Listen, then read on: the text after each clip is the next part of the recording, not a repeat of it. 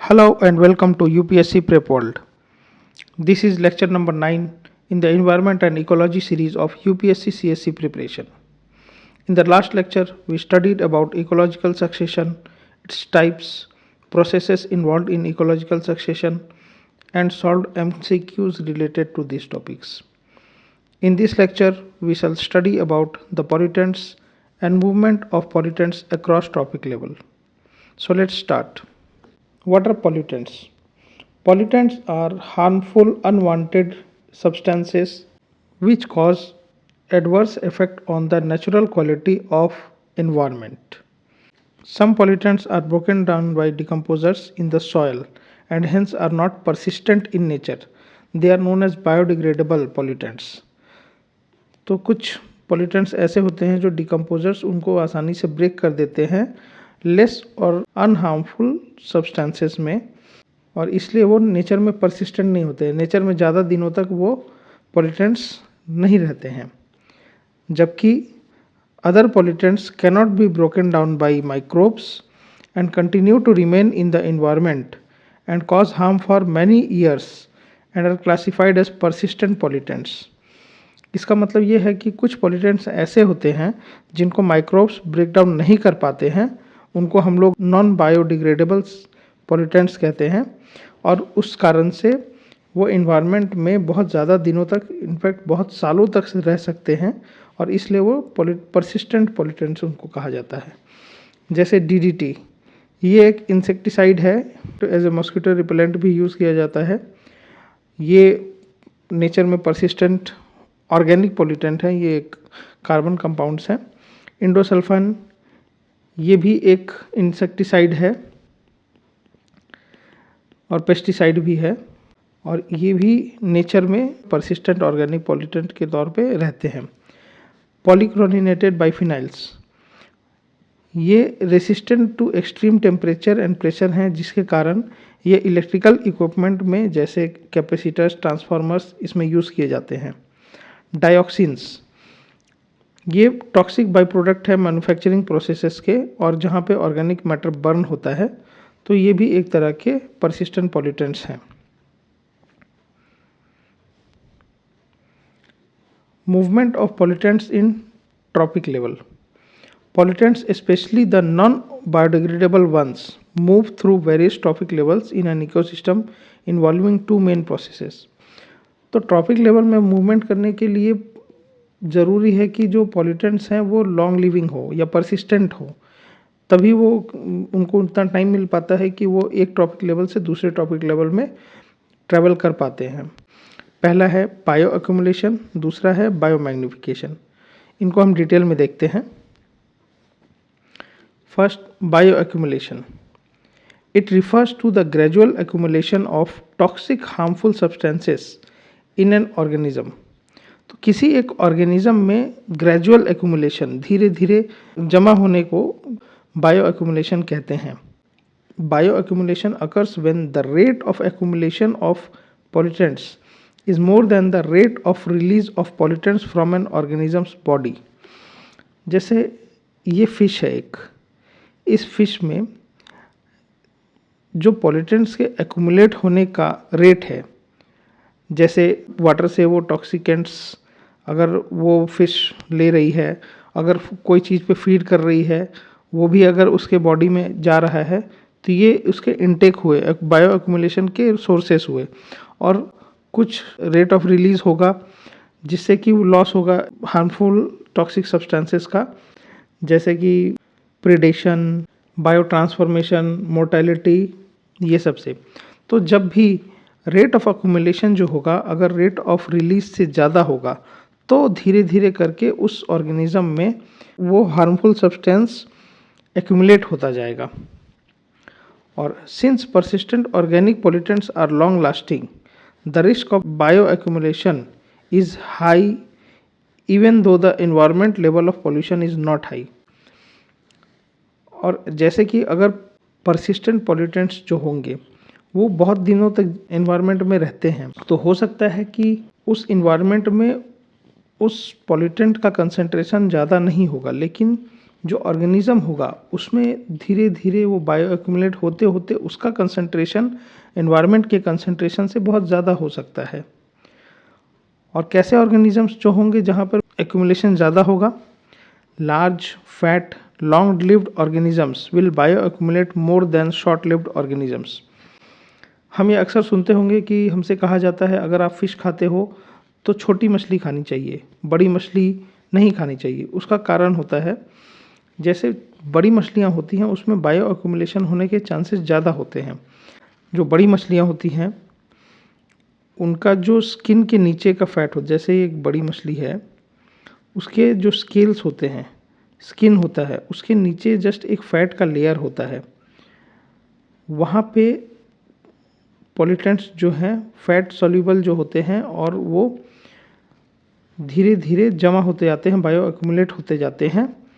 और जितनी long lived organism होगा वो ज़्यादा दिन तक उस एनवायरनमेंट में रहेगा और ज़्यादा दिनों तक वो बायो एक्यूमुलेट करते करते कंसंट्रेशन जो उस पॉल्यूटेंट का होगा वो ज़्यादा हो जाएगा।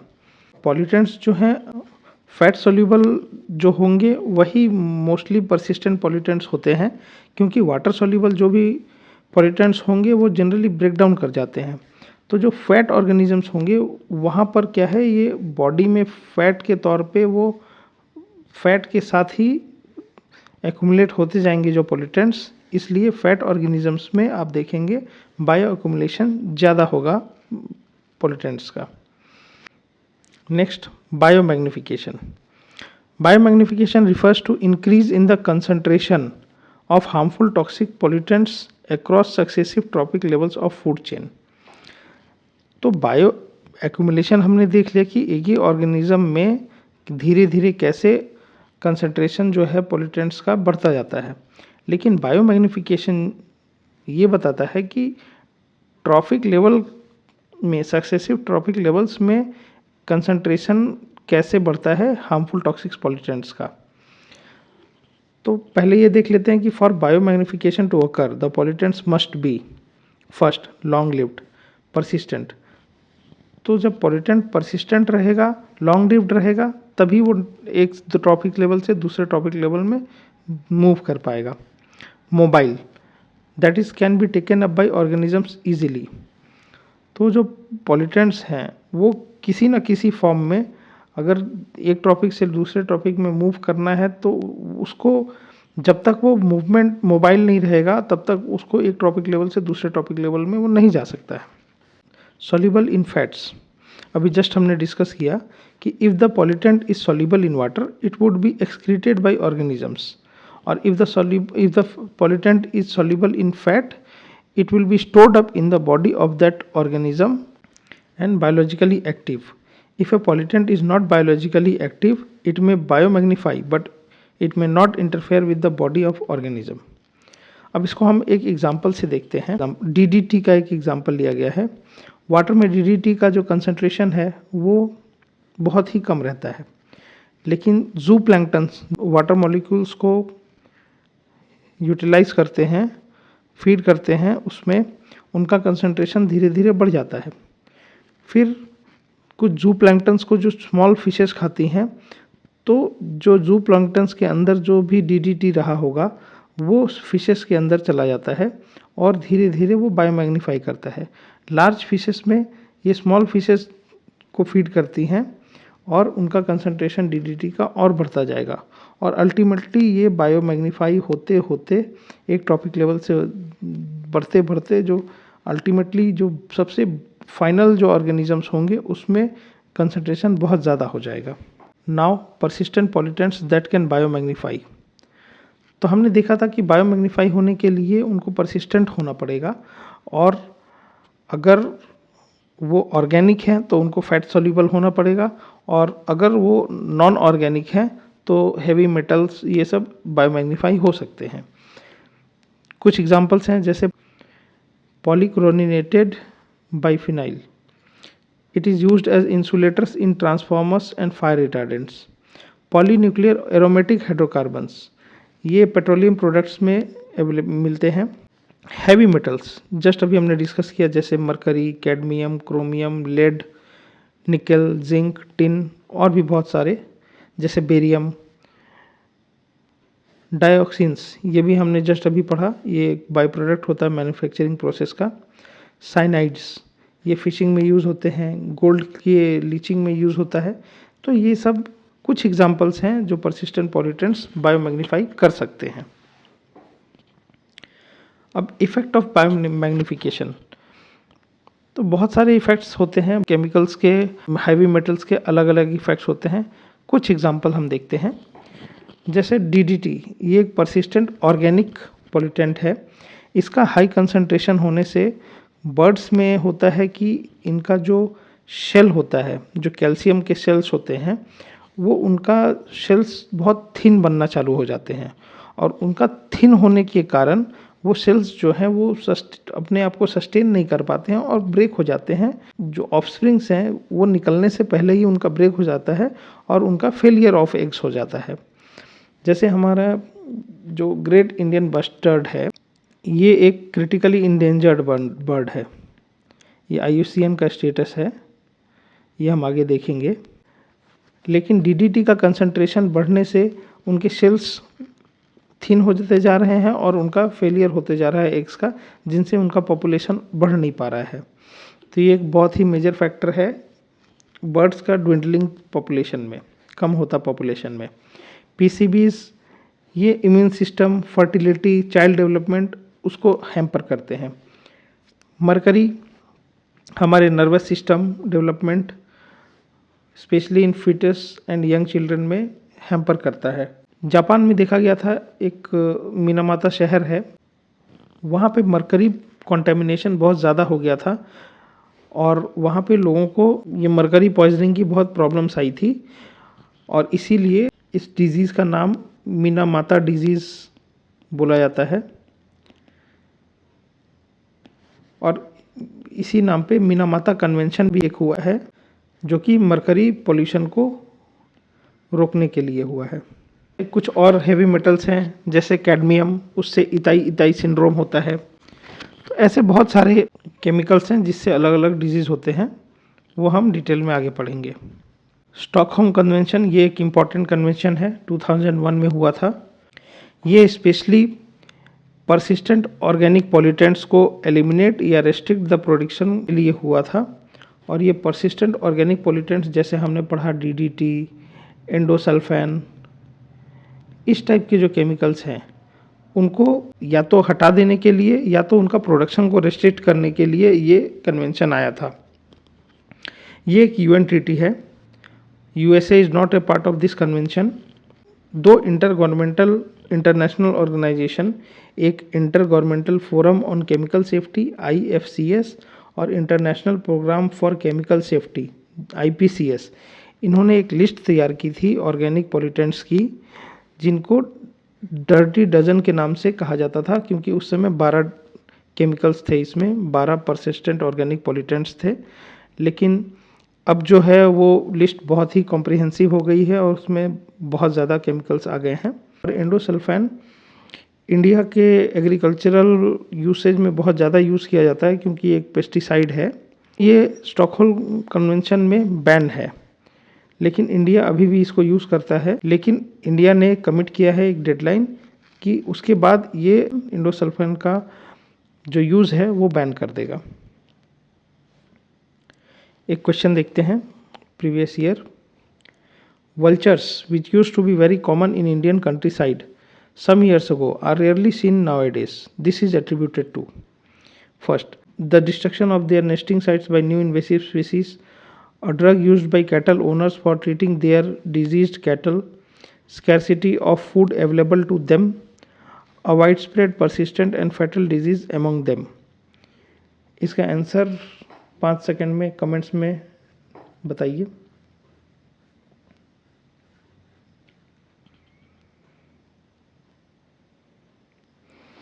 इसका आंसर है B, और drug used by cattle owners for treating their diseased cattle. अब इसके बारे में थोड़ा डिटेल में देखते हैं। अगर आपने पेन रिलीविंग बाम, अगर जॉइंट पेन्स या कोई भी पेन रिलीविंग बाम, एक कंपोनेंट होता है डाइक्लोफिनेक। तो डाइक्लोफिनेक ये करता है कि आपके जो जॉइंट पेन होते हैं उसमें पेन को रिलीव करता है। हमारे इंडिया में बहुत सारे जो कैटल हैं जो एग्रीकल्चर में यूज़ होते हैं, उनको फार्मर्स क्या करते हैं, जब उनके जॉइंट में पेन होने लगता है और वो काम नहीं करने पाते हैं तो डाइक्लोफिनेक उनको दे देते थे, और उसके कारण वो फार्मर्स अपने जो एनिमल्स हैं, कैटल हैं, उनसे काम करा पाते थे फील्ड्स में। और लेकिन जब वो एनिमल्स मर जाते थे तो उन डेड बॉडी को वल्चर्स फीड करते थे, और वो बायो एक्यूमुलेट होके उनके बॉडी में चले जाते थे, और ये जो डाइक्लोफिनेक है वो वल्चर के लिए डेडली साबित होते थे। अब ये देखिए, डाइक्लोफिनेक जो है इंडिया में 1991 में इंट्रोड्यूस हुआ था। Animals were given injected doses of the drug, जैसे बताया फार्मर्स उनको यूज़ करते थे। Vultures which scavenged on the carcass of the animals treated with diclofenac suffered renal failure and died.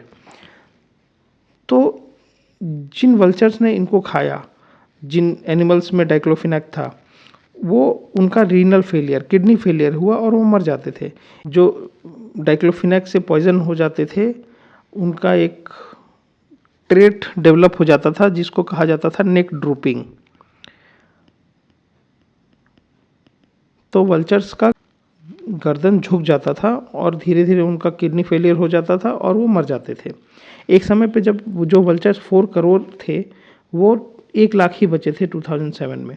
उसके बाद सेंटर ने वर्टिनरी यूज़ यानी कि एनिमल्स में यूज़ बैन कर दिया था, लेकिन ये आज भी किसी न किसी फॉर्म में इलीगली प्रोक्योर करके कैटल्स पे यूज़ किया जा रहा है। तो डाइक्लोफिनेक की तरह और भी कुछ केमिकल्स हैं, टोटल इनको फैटल 4 कहा जाता है। एक डाइक्लोफिनेक है, जस्ट हमने देखा कि ये रीनल फेलियर, किडनी फेलियर होता है इसमें। एसिक्लोफिनेक कैटल के बॉडी में जैसे ही जाता है, कुछ आवर्स में ये डाइक्लोफिनेक में कन्वर्ट हो जाता है। निमोसिलाइड causes visceral gout and renal failure in vultures within 30 hours of ingestion। तो ये 30 hours of injection, 30 hours body में जाने के बाद विसरल गॉट और किडनी फेलियर होने से ये वल्चर्स का डेथ हो जाता है।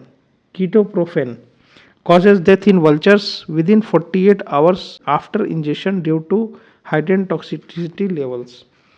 तो heightened toxicity level होने से ये 48 आवर्स के अंदर ही वल्चर्स की डेथ हो जाती है। हम थ्रेट्स टू वल्चर्स भी देख लेते हैं। First, poisoning from diclofenac used as a medicine for livestock. Second, loss of habitat due to anthropogenic activities, electrocution by power lines. तो वल्चर्स के बारे में थोड़ा देख लेते हैं। Vultures are migratory species. The national board of wildlife has adopted action plan for vulture conservation for 2020-2025। India में total 9 types of vultures पाए जाते हैं, जिसमें कि 4 क्रिटिकली इंडेंजर्ड है।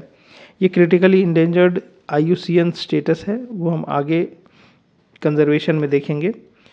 तो जो 4 स्पीसीज़ हैं, oriental white backed vulture, slender billed vulture, long billed vulture and red headed vulture. और oriental white backed, slender billed, long billed and bearded vultures are protected in Schedule 1 of Wildlife Protection Act 1972, while the rest are protected in Schedule 4।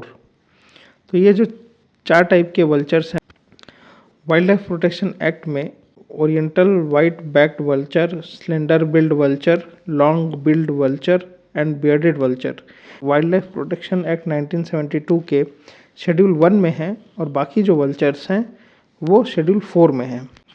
Next question, a pesticide which is a chlorinated hydrocarbon is spread on a food crop. The food chain is food crop, rat, snake, hawk. In this food chain, the highest concentration of the pesticide would accumulate in which one of the following। तो देखिए, हमारे food chain में lowest trophic level पे है food crop और highest trophic level पे है hoc. तो हमने देखा था बायोमैग्निफिकेशन में लोएस्ट ट्रॉपिक लेवल से हाईएस्ट ट्रॉपिक लेवल में कंसंट्रेशन जो है पोल्यूटेंट्स का बढ़ता जाता है। तो इसलिए इसका आंसर होगा डी, हॉक। तो ये लेक्चर यहीं पे एंड करते हैं। नेक्स्ट क्लास में हम आगे बायोम्स और डिफरेंट टाइप्स ऑफ इकोसिस्टम्स के बारे में पढ़ेंगे। Do like and subscribe UPSC prep world.